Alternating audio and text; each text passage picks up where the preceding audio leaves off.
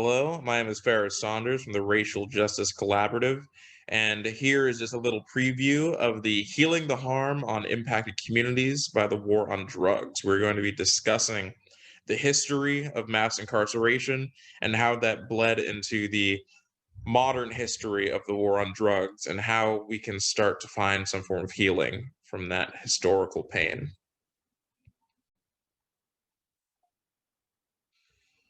So after the monumental and groundbreaking success of the Black Civil Rights era and movement, there was, of course, the inevitable backlash from the white community that would be unwilling to so easily accept the changes that were so courageously pushed for.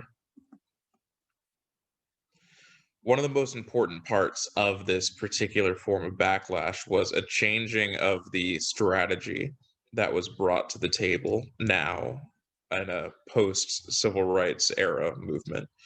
No longer was it as common to be able to just proudly throw slurs that dominated American discussion regarding Black people before, not after the civil rights movement.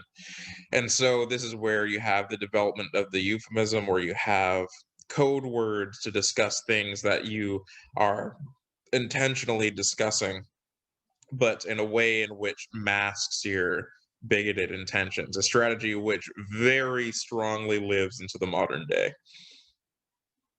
In addition to this, we have the development of the war on drugs. This was the new targeting system. This was the new battering ram that would lead all of the charges as we move towards the modern form of slavery, which is mass incarceration.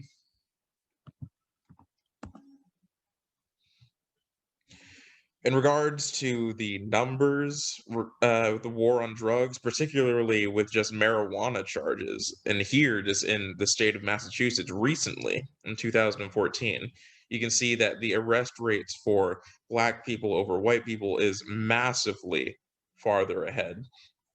We can see that in regards to on the world scale, the United States is leagues ahead of other countries in regards to incarceration rates. And this is because, as we discussed before, the 13th Amendment allows for legal slavery of prisoners, thus making it an incredibly profitable business.